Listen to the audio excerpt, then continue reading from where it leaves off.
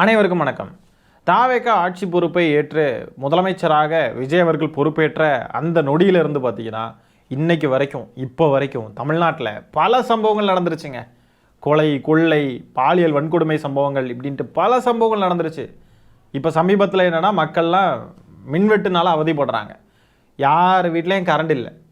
ஒரு நாளைக்கு 5 மணி நேரம் 6 மணி நேரம் கேட்டால் அதுக்கும் காரணம் திமுக தான்னு திமுக மேலே பழிய தூக்கி போடுறாங்க. முதலாவது நம்ம என்ன பார்க்க போகிறோம்னா, கோவை அருகே சூலூரில் பார்த்தீங்கன்னா ஒரு 10 வயசு சிறுமியை கொலை பண்ணியிருக்கிறாங்க. கழுத்து நெரிச்சு கொலை பண்ணியிருக்கிறாங்க.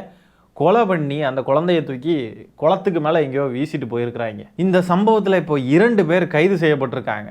ஒருத்தன் பேர் கார்த்திக்கு, இன்னொருத்தன் பேர் மோகன்ராஜ். இந்த கார்த்திக்குன்ற இந்த நாய் பார்த்தீங்கன்னா போலீஸார் அவனை கைது பண்ணுறப்போ அவன் தப்பி ஓட முயன்றதில் அவன் கை காலில் முறிவு ஏற்பட்டு அரசு மருத்துவமனையில் அனுமதிக்கப்பட்டிருக்கான். இன்னொருத்தனை கைது பண்ணி விசாரிச்சுக்கிட்டு இருக்கிறாங்க, அந்த மோகன்ராஜ்ன்றவனை. இதில் கொடுமை என்னன்னா, இந்த கார்த்தின்றவன் இருக்கான் பாருங்க, இந்த கொலை பண்ணவன் அப்படின்னு சொல்லி குற்றம் சாட்டப்படக்கூடியவன், இவன் அந்த குழந்தையோடைய தந்தைக்கு ரொம்ப நெருக்கமானவன் மற்றும் அந்த பக்கத்து வீட்டுக்காரங்களுக்கும் நல்ல நெருக்கமானவன் அப்படின்னு சொல்லி கூறப்படுது. இந்த கார்த்தின்ற நபர் இருக்கான் பாருங்க, இவன் மேலே எந்த சந்தேகமும் வந்துடக்கூடாதுன்றதுக்காக அந்த குழந்தையுடைய தகப்பன் கூடவே சேர்ந்து சுற்றிக்கிட்டு இருந்திருக்கான். புகார் கொடுக்குறப்பவும் சரி, தேடுறப்பவும் சரி, கூடவே சேர்ந்து சுற்றியிருக்காங்க, எதுவுமே தெரியாத மாதிரி. சிசிடிவி காட்சிகளின் அடிப்படையில் காவல்துறையினர் இப்போ அந்த கார்த்தியை இவன் தான் குற்றவாளியாக இருக்கும்னு சந்தேகிச்சு அவனை கைது பண்ணியிருக்கிறாங்க. இவன் அந்த குழந்தைய பைக்கில் எங்கேயோ கூப்பிட்டு போயிருக்கான். இது அந்த சிசிடிவி காட்சிகளில் பதிவாயிருக்கு. இதில் முக்கியமான ஒரு லீடு என்ன கிடச்சிருக்கு அப்படின்னு பார்த்தீங்கன்னா, எந்த அடிப்படையில் இந்த சந்தேகம் வலுக்குது அப்படின்னா, அந்த பைக்கில் நம்பர் பிளேட்டே இல்லை. ஆகவே இந்த அடிப்படையில் அவனை கைது பண்ணப்போ தான் இந்த மோகன்ராஜ்ன்ற ஒருத்தனும் அவன் கூட சேர்ந்து உடந்தையாக இந்த சம்பவத்தில் ஈடுபட்டிருக்காங்க அப்படின்னு சொல்லி தெரிய வந்திருக்கு. வெறும் 10 வயசு குழந்தைகிட்ட என்ன இருக்குன்றது புரியல. அந்த குழந்தையுடைய பேரண்ட்ஸ் குற்றம் சாட்டுறாங்க, சந்தேகப்படுறாங்க. என்னென்னா, பாலியல் வன்கொடுமை ஏதாவது நடந்திருக்கும், குழந்தைக்கு பாலியல் ரீதியாக ஏதாவது பண்ணியிருக்கா, நிறைய சான்ஸ் இருக்குது அப்படின்னு சொல்லிட்டு சந்தேகிக்கிறதா சொன்னாங்க. சின்ன வயசு 10 வயசு குழந்தைகிட்ட என்ன தான் இருக்கோ தெரில. ஐயோ சாமி, முடியல. எத்தனை சம்பவங்கள், வரிசையாக அத்தனை சம்பவங்கள் நம்ம பார்க்குறோம். இது இந்த ஆட்சி காலம் அந்த ஆட்சி காலம் எந்த ஆட்சி காலம்னு இல்லை, குழந்தையை தவறான கண்ணோட்டத்தில் பார்க்கணும் அப்படின்ற எண்ணம் முதல்ல எங்கேருந்து வருது? இந்த விவகாரத்தில் வாய் திறக்க வேண்டியவங்கள்லாம் வாயவே திறக்க மாட்டேங்கிறாங்க. எங்கே போய் எந்த பொந்தில் ஓடி ஒளிஞ்சாங்கன்னு தெரில. முதலமைச்சர் விஜய் அவர்கள் இந்த சம்பவத்திற்கு என்ன பதில் சொல்லுவார்? வாய் கிளியை என்னெல்லாம் பேசினார். சட்டம் ஒழுங்கு அவுட் ஆஃப் கண்ட்ரோல், அது அவுட் ஆஃப் கண்ட்ரோல், இது அவுட் ஆஃப் கண்ட்ரோல், பெண்கள் பாதுகாப்பு அப்படி இருக்குது, குழந்தைங்க எல்லாம் அழுகுறாங்க. இப்போது வாக்கு கேளுங்க, மாமா விஜய்க்கு நீங்கள் ஏதாவது முட்டாய் வாங்கி கேட்குறப்போ எப்படி அடம்பிடிச்சி அதெல்லாம் சாதிப்பீங்க, அதே மாதிரி மாமாவுக்கு ஓட்டு போட சொல்லுங்க, குழந்தைங்களே குட்டி நண்பா நண்பீஸ் அப்படின்ட்டுலாம் விஜய் அவர்கள் தேர்தலுக்கு முன்னாடி சொன்னாங்க இல்லையா? அந்த வாக்கு கேட்ட குட்டி நண்பா நண்பீஸுக்கு இப்போ இப்படி ஒரு நிலைமை. விஜய் அவர்கள் என்ன பதில் சொல்லுவார்? வாயை திறந்து பேசுங்க முதலமைச்சர் விஜய் அவர்களே, வாயை திறந்து பேசுங்க. இந்த இன்ஃப்ளூயன்சர்ஸ்னு சொல்லிட்டு சில பேர் கிடக்கிறானுங்க சோசியல் மீடியாவில். அவனுங்களுக்கும் அரசியலுக்கும் சம்பந்தமே இருக்காது. அவனுங்களுக்கு அரசியல்னா என்னன்னே தெரியாது. விஜய்க்கு ஓட்டு போடுங்க, விஜய்க்கு ஓட்டு போடுங்கன்னு சொல்லிட்டு பிரச்சாரம் பண்ணிட்டு தெரிஞ்சானுங்க. கடைசி நேரங்களில் திடீர்னு எங்கேருந்து முளைச்சி வந்தானுங்கன்னே தெரியாது. வீடியோஸ் போட்டானுங்க. வாக்களிக்கிற அன்னைக்கு பார்த்தீங்கன்னா white colour shirt, peach colour pant போட்டுக்கிட்டு நாங்கள் ஓட்டு போட்டுட்டோம் அப்படின்னு சொல்லிட்டு ஃபோட்டோ எடுத்து போட்டு இன்ஃப்ளூயன்ஸ் பண்ணானுங்க. அதுக்கு முன்னாடி இன்ஃப்ளூயன்ஸ் பண்ணானுங்க. சம்மந்தமே இல்லாமல் இன்ஃப்ளூயன்ஸ் பண்ணிக்கிட்டு இருந்தானுங்க. இவனெல்லாம் எங்கே போனானுங்க இப்போ? அது மாதிரி நடுநிலையாக இருக்கும் அப்படின்னு சொல்லிட்டு அரசியல் பேசக்கூடிய இன்ஃப்ளூயன்சர்ஸு, ஊடக புரோக்கர்கள் யாரையுமே காணுமே. இந்த சம்பவத்தை பற்றி வாயவே திறக்க மாட்டேங்கிறாங்க. குபீர் அகமதெல்லாம் எங்கே போனார்? வில்ஸ்பட் எங்கே போனார்? அட்வொகேட் நெல்சன் எங்கே போனார்? எல்லாரும் எங்கே? என்ன ஆணியவா பிடுங்க போயிருக்கிறீங்க? ஆணியை பிடுங்க போனீங்களா, ஆவணியை பிடுங்க போனீங்களா? என்ன பிடுங்கிட்டு இருக்கிறீங்க எல்லாரும்? முதலமைச்சர் விஜய் அவர்கள் இந்த விவகாரத்துலலாம் வாயை திறப்பாருன்னு எதிர்பார்க்குறதே ஒரு குற்றம் தான் போல். நம்ம எதிர்பார்த்தோன்னா நமக்கு தான் அடக்குமுறைகள் வரும். நீ எப்படி எங்கள் அண்ணனை பேசலாம் அப்படின்னு சொல்லிட்டு நம்மளை மிரட்டுவானுங்க. நம்ம அக்கௌண்ட்டை ஹேக் பண்ண ட்ரை பண்ணுவானுங்க. இதுக்கும் இந்த ரூட் மாஃபியா கும்பலை வச்சு இதுக்கு ஒரு நரேட்டிவ் செட் பண்ண பார்ப்பானுங்க பாருங்கள். இவருடைய எண்ணம் என்னவா இருக்குன்னா, ஒரு வாரத்துக்கு எல்லாரும் கத்துவாங்க, அதுக்கப்புறம் எல்லாரும் மறந்துடுவாங்க. நம்ம ஏதாவது சினிமா ரீல்ஸ் போட்டு ஏதாவது வீடியோ இறக்கி விட்டோம், காணங்காட்டி பிடிக்க கண்ணு 2 நீர் இறக்கணும் ஏதாவது போட்டு விட்டோன்னு சொன்னாக்க அதை பார்த்துக்கிட்டு அப்படியே உருகுன்னு உருகுவாங்க அப்படின்னு சொல்லிட்டு நினப்பில் இருக்கிறாங்க போல இருக்கு. திமுக ஆட்சி காலத்தில் என்னென்னலாம் விஜய் அவர்கள் சொன்னார், அப்படியே டக்குன்னு வருமே, டக்குன்னு ட்வீட் வரும், எப்படின்னே புரியாது. இப்போ இந்த சம்பவங்களுக்குலாம் என்ன சொல்கிறீங்க விஜய் அவர்களே? விஜய் அவர்கள் பேசியிருக்கிறதெல்லாம் பார்ப்போமா? வாங்க, என்னெல்லாம் பேசியிருக்காருன்னு பார்த்தே ஆகணும் இல்லை ஃப்ரெண்ட்ஸ்? வாங்க. பெண்கள் பாதுகாப்பு ஒழுங்காக இருந்திருக்கும், சட்டம் ஒழுங்கு சரியாக இருந்திருக்கும், பச்சை பிள்ளைங்க, படிக்கிற பிள்ளைங்க, சின்ன பொண்ணுங்க, வீட்டுல இருக்கிற பொண்ணுங்க, வேலைக்கு போற பொண்ணுங்கன்னு இவங்க எல்லாருக்கும் நடக்கிற கொடுமைகளை சொல்ல முடியல சார். பிரச்சனை என்ன தெரியுமாங்க, அவங்களுக்கு மக்களை பத்தி யோசிக்கிறதுக்கே நேரம் இல்லை. அதுதான் பிரச்சனை. கண்ணாடி சார் அது. விஜய் அவர்கள் இனிமே முகத்தை ஏதாவது கண்ணாடியில் பார்த்தாருன்னா அதை பார்த்து துப்பிக்குவோங்க நீங்களே. அந்த லட்சணத்துல தான் இருக்கு ஆட்சி. படிக்கிற ஒரு பொண்ணு டாய்லெட் வசதி சரியா இல்லாம ஒரு அவசரத்துக்கு காட்டு பக்கம் போய் ஒதுங்கினாங்களே, என்ன ஆச்சு? இந்த உலகத்தை விட்டே போயிட்டாங்க. அதுக்கு என்ன பதில் சொல்ல போறீங்க? இந்த பிள்ளைங்களை உங்களால திருப்பி கொடுக்க முடியுமா சார்? நமக்கும் இந்த காணொலிகளெல்லாம் எடுத்து போட்டு நம்ம இதெல்லாம் பேசணும், இதில் அரசியல் பண்ணணும் அப்படின்ற எண்ணம் நமக்கு இல்லைங்க. ஆனால் இந்த மாதிரி பொய்களை பேசி பேசி இப்படியெல்லாம் ஏதாவது சம்பவங்கள் நடந்துருச்சுன்னா அதுக்கு முதலமைச்சர்கிட்ட நடவடிக்கை எடுக்கிறதுக்கு கோரிக்கை வைக்கிறதோ இல்லை நியாயமான விமர்சனங்களையோ வைக்கிறத விட்டுக்கிட்டு நீங்கள் தான் எல்லாத்துக்கும் காரணம், நீங்கள் ஏன் தடுக்கலை அப்படி இப்படின்னு கேட்டு தானே ஆட்சியை இன்னைக்கு பிடிச்சிருக்காங்க. ஆகவே இவங்களுக்கு அந்த நிலைமை வர்றப்போ நம்ம அதை குத்தி காட்ட வேண்டிய இடத்துக்கு நம்ம தள்ளப்படுறோம். அதனால தான் இந்த இடத்துல நம்ம இதை பேச வேண்டியது இருக்கு. கேள்வி கேட்கறதையும் தாண்டி இவங்க தான் காரணம்ன்ற டேகையும் இவங்க மேலே நம்ம ஒட்டணுங்க. ஏங்க, ஆட்சி மாறின அடுத்த நொடியிலிருந்து பாருங்க எத்தனை சம்பவங்கள்ங்க. இது எப்படி நடக்கும் நீங்கள் சொல்லுங்கள்? தமிழ்நாடு பூரா அவ்வளோ சம்பவங்கள். அதெல்லாம் எடுத்து தனித்தனியாக பேசணுன்னாவே 2 மாதம் தேவைப்படும் போல இருக்கு. இப்போ ஒரு 10-15 நாளில் நடந்த சம்பவங்களை ஒவ்வொரு காணொலியாக மேக் பண்ணணும், இல்லை 2 விஷயங்களை சேர்த்து ஒரு காணொலியாக மேக் பண்ணுறோம். என்னமோ செஞ்சாலும் கூட 2 மாதம் 3 மாதம் ஆயிரம் போல இருக்குங்க எல்லாத்தையும் பேசி முடிக்கிறதுக்கு. அத்தனை சம்பவங்கள் நடக்குதுங்க. இப்போ இந்த கோவையில் இந்த சம்பவம் நடந்திருக்கு. இந்த சம்பவத்தை எடுத்து மக்கள்லாம் ரோட்டில் இறங்கி போராட ஆரம்பிச்சிட்டாங்க. நிறைய மக்கள் காவல் நிலையத்துக்கு முன்பு போய் முற்றுகையிட்டு கேள்வி கேட்க ஆரம்பிச்சிட்டாங்க. அங்கே காவல்துறை அதிகாரிகள் சில பேர் மக்கள்கிட்ட பேசிக்கிட்டு இருக்கிறப்போ சைடில் நின்று விசில் அடிச்சு கொண்டாடிக்கிட்டு இருக்கானுங்க எங்க தாவேக்காரனுங்க. இது பாருங்க. மத்தியானம் என்ன சொன்னாங்க, பொண்ணு கிடைச்சிருச்சு, சேஃபா இருக்குன்னு சொன்னாங்க. அதுக்கப்புறம் அக்யூஸ்ட் அவங்கள புடிச்சிட்டோம், பொண்ணு இந்த மாதிரி எங்களுக்கு கிடைக்கலன்னு அப்படி மாத்தி சொல்லிட்டாங்க. இப்ப பொண்ணு செத்து போச்சு. அப்புறம் உள்ள வைக்கணும் அவனை, அப்புறம் அவனை உள்ள வைக்கிறாங்க.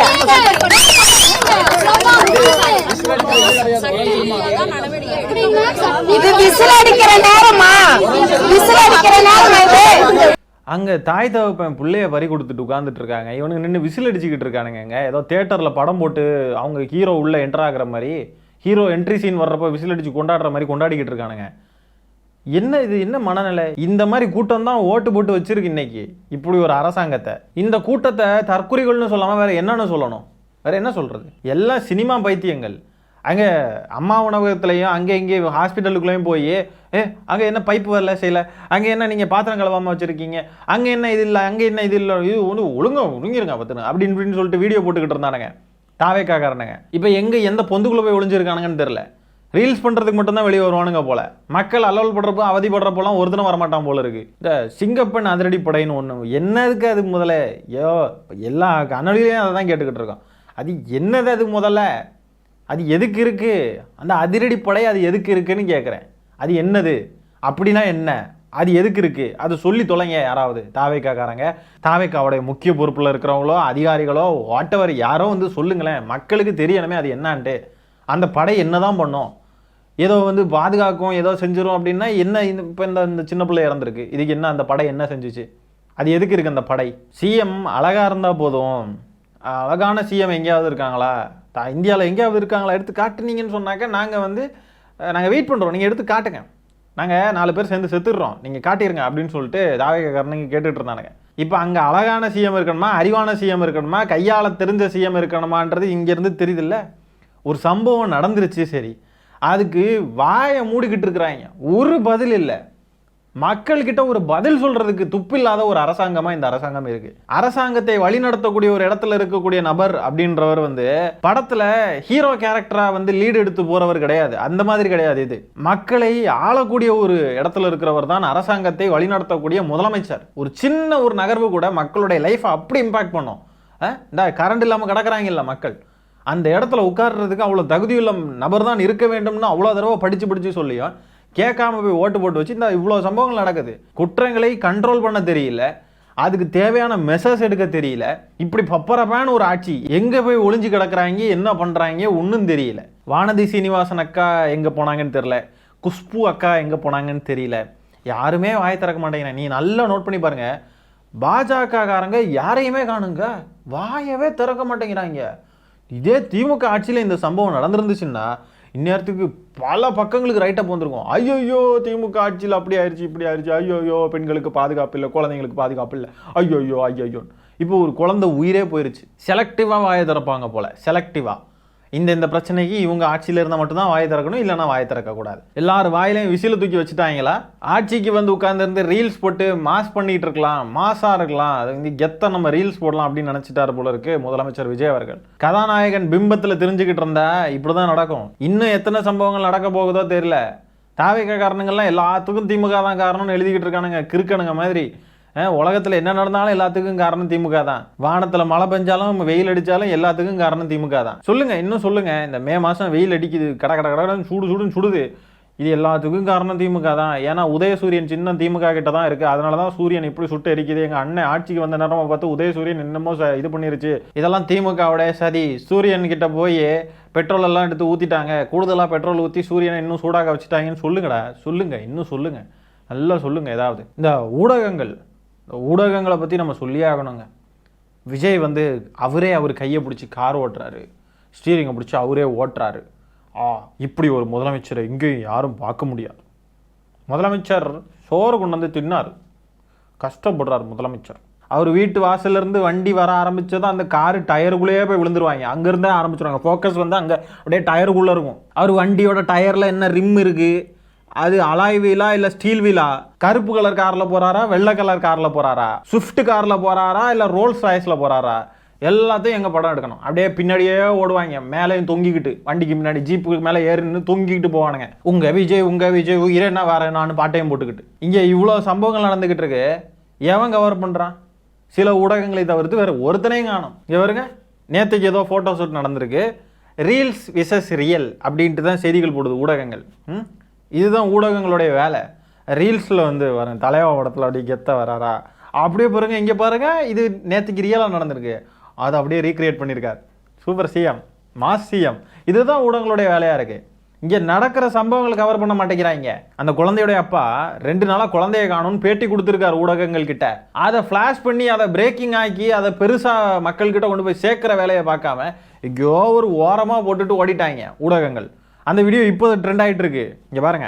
நேற்று சாயந்தரம் 5:30 மணிலேருந்து பாப்பாவை காணாங்க. தர்சினி பாப்பாவை காணாங்க. நாங்களும் வந்து போலீஸுக்கு இன்ஃபார்ம் பண்ணோம். போலீஸ் காவல்துறையும் வந்து பொழுதுனிக்கு தேடினாங்க, 2 நாள் தேடினாங்க.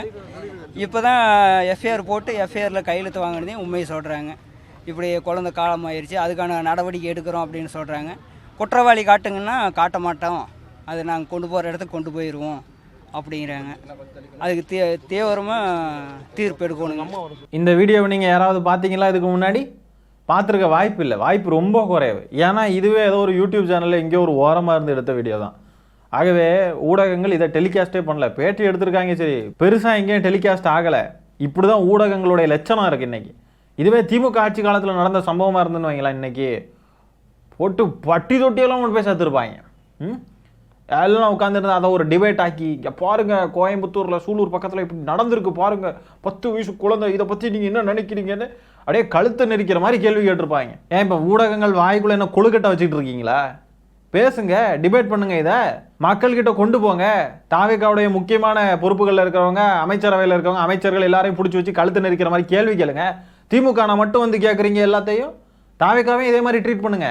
அது என்ன ஒருதலை பட்சமாக நீங்கள் செயல்படுறீங்க? இதுக்கு பேர் தான் ஜேர்னலிசமா? தாவேகாவுடைய அணில் குஞ்சுகள் இவனுங்களை கேட்கணும். அடுத்தது அதான் அரெஸ்ட் பண்ணியாச்சு இல்லை, அப்புறம் என்னத்துக்கு நீங்கள் எல்லாரும் எங்ககிட்ட எங்களை திட்டிக்கிட்டு இருக்கீங்க? இதே தானடா நாங்களும் சொன்னோம், அரெஸ்ட் பண்ணியாச்சு, அவ்வளோதான் பண்ண முடியும், அரசாங்கத்தெல்லாம் அவ்வளோதான் பண்ண முடியும்ன்ட்டு. கொந்தளிச்சிங்க எல்லாரும். தப்பு நடக்கிறதுக்கு முன்னாடியே தடுத்துருக்கணும், தப்பு நடக்கிறதுக்கு முன்னாடியே பிடிங்கிருக்கணும் அப்படின்னு சொன்னீங்க தானே. இப்போ நீங்கள் எதுக்கு தடுக்கலை? அதுதானே மாற்றமாக இருக்கணும். போன அரசு என்ன பண்ணிச்சோ அதையே நீங்களும் செய்கிறீங்கன்னா அப்போ மாற்றம் அப்படின்னு சொல்லக்கூடாது, செருப்பு மிஞ்சிரும். நீங்கள் என்னமோ சூப்பர்மேன் அரசாங்கம்ல நீங்கள் வந்து விளம்பரப்படுத்தி மக்கள்கிட்ட வாக்கு வாங்கினீங்க. போன ஆட்சி காலத்தில் நடந்த எதுவுமே இனிமேல் நடக்காது அப்படின்னு சொன்னீங்களா இல்லையா? உடனே சொல்கிறானுங்க, நாங்கள் வந்தே 10 நாள் தான் ஆகுது, எங்களை இப்படி. அப்போ 10 நாளைக்கு மக்கள்லாம் சாவணுமா? நீங்கள் வந்து கொஞ்ச நாள் தான், அதுக்குள்ளே எங்களை இப்படிலாம் எதிர்பார்த்தா என்னன்னா, அப்போ எதுக்கு நீங்கள் ஆட்சிக்கு வந்தீங்க? வந்து நீங்கள் ஆட்சி பொறுப்பேற்ற முதல் நாள்லேருந்து அந்த நொடியிலேருந்தே நீங்கள் தான்டா பொறுப்பு. தமிழ்நாட்டில் இருக்கிற ஒவ்வொரு மக்களுடைய உயிருக்கும் சரி, ஒவ்வொரு மக்களுக்கும் சரி. எந்த நிலை வந்தாலும் நீங்கள் தான் பொறுப்பு. அப்போ நீங்கள் என்ன ஏற்கனவே நீங்கள் சொன்னீங்களா, ஒரு மாதமோ 2 மாதமோ மட்டும் நீங்கள் தமிழ்நாட்டில் என்ன நடந்தாலும் கண்டுக்காதீங்க, ஏன்னா நாங்கள் இப்போ தான் புதுசாக வந்து பிடுங்க போகிறோம், அதனால மாற்றம் கொண்டு வர ஒரு 2-3 மாதம் ஆகும், அதனால் அது வரைக்கும் நடக்கக்கூடிய பாலியல் குற்றங்கள், சின்ன குழந்தைங்களுக்கு நடக்கக்கூடிய துயரங்கள், கொடுமைகள், சின்ன குழந்தைங்களை எவன் சாவடிச்சாலும் சரி, மக்களுக்கு என்ன துன்பம் நேர்ந்தாலும் சரி, என்ன நடந்தாலும் சரி, அது வந்து எங்களை கேள்வி கேட்காதீங்க நீங்கள் சொன்னீங்களா? சிஎம் ஆகணும்னு வெறி பிடிச்சி தானே ஆளுநர் மாளிகைக்கு 3 தடவை 4 தடவை அங்கிட்டு இங்கிட்டு வண்டியில் போயிட்டு வந்துட்டு இருந்தாரு விஜய் அவர்கள். அப்போ அவ்வளோ வெறி இருக்கிறவர் எல்லாத்தையும் வெறித்தனமாக அணுக வேண்டியதானே? அங்கே பாருங்க, இதை பண்ணுங்க, அதை பண்ணுங்க. ஆதவர்ஜுனா சொல்றாரு ஊழல் ஒளிஞ்சிருச்சு, ஊழல் மறைஞ்சிருச்சு, நாங்கள் ஆட்சிக்கு வந்து 1 வாரத்திலேயே ஊழல் முடிஞ்சிருச்சுன்றார். என்ன ஊழல் முடிஞ்சிருச்சு? அதோட கமெண்ட்லேயே போய் பார்த்தாலே சொல்கிறாங்க, நேற்றுக்கு நான் ஆர்டிஓ ஆஃபீஸுக்கு போனேன், அங்கே ஆர்டிஓவுக்கு நான் ஒரு 5000 ரூபா கொடுக்க வேண்டியது இருந்துச்சு, இப்போ டாஸ்மாகில் 10 ரூபா இல்லை 20 ரூபா 30 ரூபா கேட்குறாங்க அப்படின்றாங்க. கவர்மெண்ட் அலுவலகங்களில் போய் ஏதாவது பண்ணணும்னா அதுக்கு எக்ஸ்ட்ரா காசு கொடுக்காம வேலை நடக்க மாட்டேங்குது நிறைய இடங்கள்ல அப்படின்றாங்க. இதுதான் ஊழலை ஒழிச்ச லட்சணமா? இந்த சம்பவத்தை பற்றி நீங்கள் என்ன நினைக்கிறீங்கன்றதை கமெண்ட்ஸில் பதிவு பண்ணுங்கள். இந்த காணொலியை நான் நிறைவு செய்து கொள்கிறேன். நன்றி, வணக்கம்.